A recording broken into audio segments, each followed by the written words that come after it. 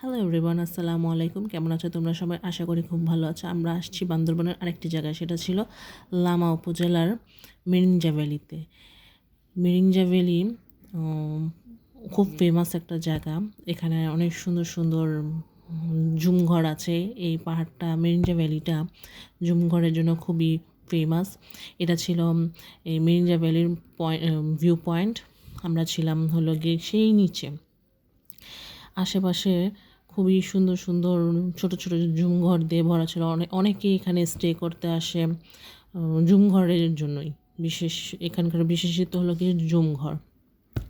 আমি কখনো পাহাড় প্রেমী ছিলাম না, আমি ছিলাম সমুদ্রপ্রেমী। এবার বান্দরবন আমাকে পাহাড় প্রেমী বানাতে খুবই বাধ্য করেছে। এই যে এটা হলো গিয়ে ঝুমঘর পাহাড়ের উপরে, আর এটা হলো গিয়ে আমাদের পট হাউস থেকে এখানকার ভিউ পয়েন্টটা। এটা হলো কি সন্ধ্যাবেলার বিকালবেলার আকাশটা ছিল পাহাড়ের সাথে। আর আমি জাস্ট মুগ্ধ হয়ে গেছিলাম এই দৃশ্যগুলো দেখে। এটা ছিল আমাদের পট হাউসটা অনেক সুন্দর ছিল। জাস্ট 3 কোণা ত্রিভুজের মতন ছিল আমাদের পট হাউসটা।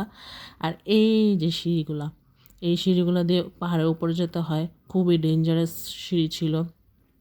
আমি তো একবার নামলে আর উঠতে চাচ্ছিলাম না, উঠলে সহজে আসতে চাচ্ছিলাম না, পুরো জায়গাটা ঘুরে তারপর নামতে চাচ্ছিলাম।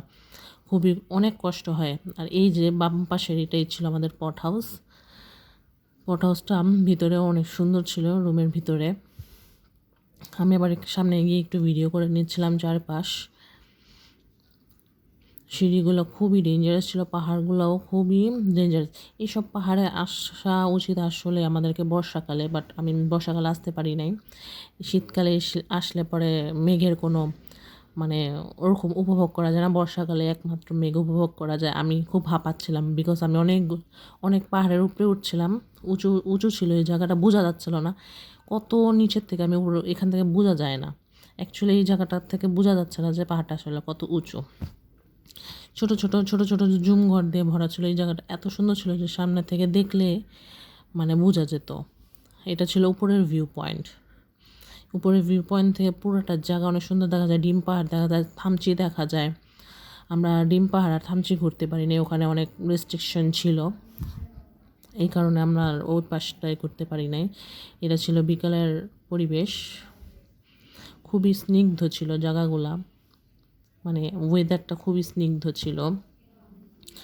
অনেক অনেক আপুরাও এখানে এসে ফটোশ্যুট করছিল, ছবি টবি তুলছিল, ভিডিও শ্যুট করছিল খুব সুন্দর করে। আমি তো ওরকম সুন্দর করে ভিডিও শ্যুট করতে পারি না, তাই আমি নিজে নিজে আমার ক্যামেরায় দিয়ে এরকম ছবি তুলে নিচ্ছিলাম। আর এটা ছিল রাতের বেলা এখানে আসলে ওরা জাস্ট ডিনারে বারবিকিউ ছিল, এখানে সামনে বারবিকিউ করা হচ্ছিল।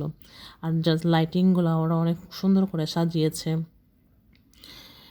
মানে রিসোর্টটাকে এত সুন্দর করে সাজিয়েছে যে দেখলেই খুব ভাল লাগবে। চারপাশে ছোট ছোট বাতি দিয়ে, যেটাকে জোনাকি বাতিও অনেকে বলে। এই যে আমাদের জন্য রাতের বেলা ডিনারের জন্য বারবিকিউ করা হচ্ছে, এটা ওখান থেকে প্রোভাইড করা হয়। জাস্ট আমি টাকা দিলে ওরা এরকম বারবিকিউ প্রোভাইড করে দিবে। আমি আর কোনো কাজ পাচ্ছিলাম না দেখে নিজেকে ভিডিও করে নিচ্ছিলাম। চারপাশটা এত ভালো লাগছিলো, লাইটিং করেছিল এত সুন্দর করে যে লাইটিংয়ে অনেক সুন্দর সুন্দর ছবি আসতেছিলো, আমি তুলি না। এটা ছিল ভোরের বেলা, দেখো কত স্নিগ্ধ লাগছিলো জায়গাটা। আমি জাস্ট ঘুম থেকে কোনো রকম উঠেছি 6টার দিকের। এটা আকাশ ফ্রেশ হয়ে ওয়েদারটা আমি জাস্ট মানে স্নিগ্ধ ওয়েদারটা আমি জাস্ট উপভোগ করছিলাম। সো